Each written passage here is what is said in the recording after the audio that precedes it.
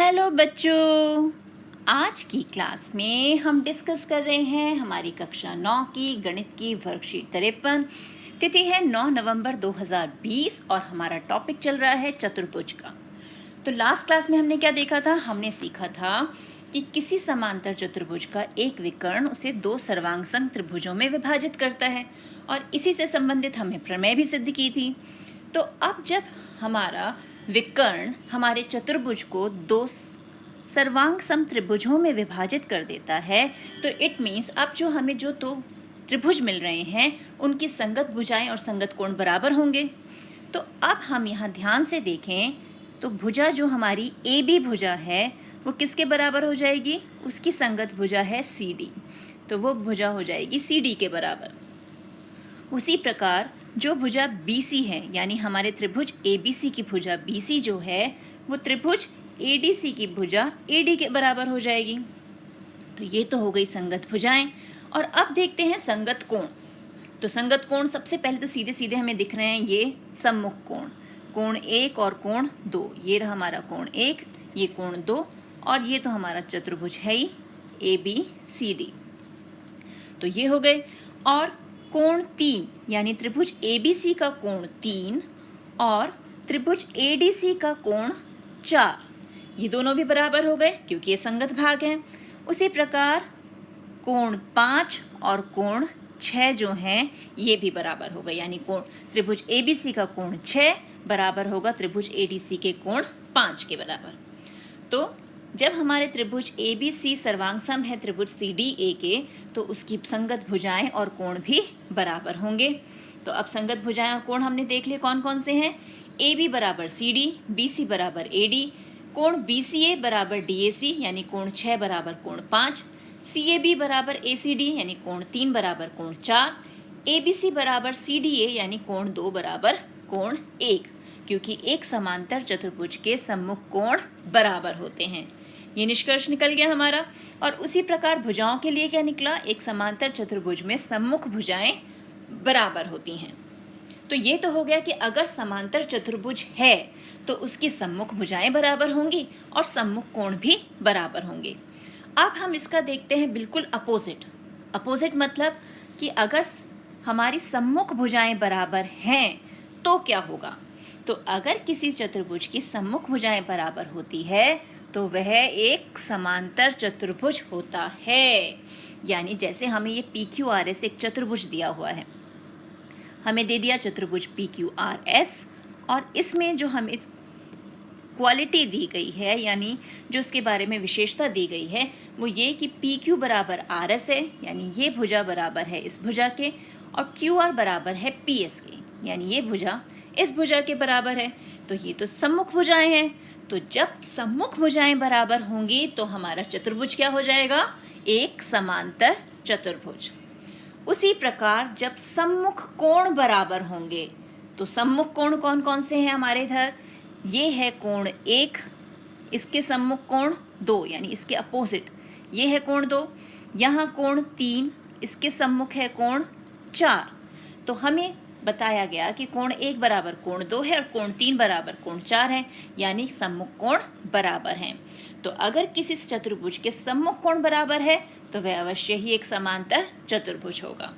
तो अब हमने आज सीखा कि समांतर चतुर्भुज की सम्मुख भुजाएं और सम्मुख कोण बराबर होते हैं। एक चीज ये सीखी। दूसरा देखा कि अगर किसी चतुर्भुज की सम्मुख भुजाएं और सम्मुख कोण बराबर है तो वो समांतर चतुर्भुज होगा। यानी हमने सीधा स्टेटमेंट भी देखा कि अगर ऐसा है समांतर चतुर्भुज है तो ऐसा होगा, और अगर भुजाएं सम्मुख भुजाएं और सम्मुख कोण बराबर है तो चतुर्भुज समांतर होगा। अब आता है हमारे अभ्यास प्रश्न। तो अभ्यास प्रश्न में हमें दी हुई है एक आकृति।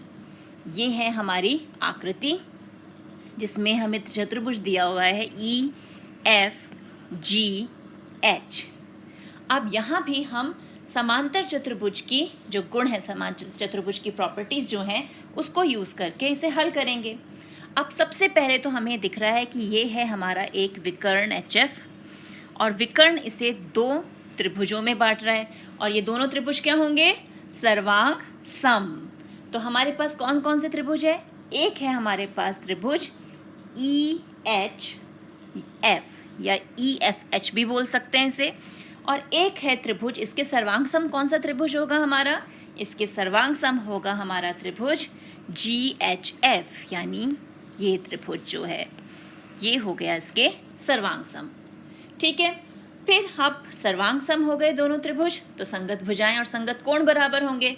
तो त्रिभुज में इस त्रिभुज की भुजा ई एफ किसके बराबर होगी? जी एच के बराबर। और वैसे भी हमारे समांतर चतुर्भुज की सम्मुख भुजाएं बराबर होती हैं। उसी प्रकार एफ जी किसके बराबर हो जाएगी? देख के बताओ जल्दी से। शाबाश, एच ई के बराबर। तो ये भुजाएं बराबर हो गई। अब है कोण एच ई एफ, यानी हमारा ये कोण।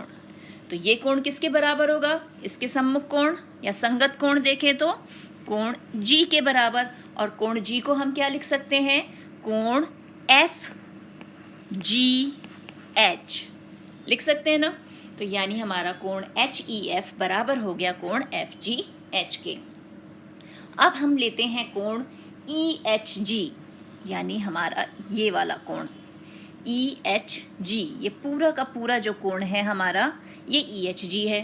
तो इसके अपोजिट कौन है हमारे पास? उसके अपोजिट है हमारे पास कोण ई एफ जी, यानी ये पूरा कोण। तो ये कोण भी बराबर हो गए दोनों। अब लिया हमने ई एच एफ, यानी सिर्फ इतना हिस्सा, ये जो है सिर्फ इतना हिस्सा हम ले रहे हैं। तो इसका संगत भाग, यानी दूसरे त्रिभुज में इसका संगत कोण कौन सा हो जाएगा? इसका संगत कोण है एच एफ जी, यानी ये भाग। तो ये दोनों हमारे बराबर हो जाएंगे। उसी प्रकार जी एच एफ, यानी ये जो हमारा हिस्सा रह गया, इतना सा जो ये हिस्सा रह गया, इसका संगत भाग कौन होगा? जो इसका हिस्सा रह गया, यानी ई एफ एच, ये वाला। ठीक है, तो ये हो गए हमारे दोनों सर्वांग सम त्रिभुज और उनके संगत भाग भी हमने बराबर कर लिए। अब देखें प्रश्न क्या है, अभ्यास प्रश्न। तो अभ्यास प्रश्न में हमसे यही संगत भाग पूछे गए हैं कि ई एफ एच जो है वो किसके बराबर है, ई एफ किसके बराबर है। तो अब हमने जो सीखा हम इसमें यहाँ भर दें। चलिए भरते हैं। तो ये आ गया हमारे पास त्रिभुज ई एफ एच सर्वांग सम है त्रिभुज जी एच एफ के। ई एफ बराबर है भुजा जी एच के, एफ जी बराबर है भुजा एच ई के, कोण एच ई एफ बराबर है कोण एफ जी एच के, कोण ई एच जी बराबर है ई एफ जी के, कोण ई एच एफ बराबर है कोण एच एफ जी के, और कोण जी एच एफ बराबर है कोण ई एच एफ के। तो हो गए अभ्यास प्रश्न भी हल। तो इसी प्रकार के अन्य प्रश्नों का अभ्यास कीजिए अपनी एनसीईआरटी बुक से। मिलते हैं एक और वीडियो में, तब तक keep practising and enjoy maths.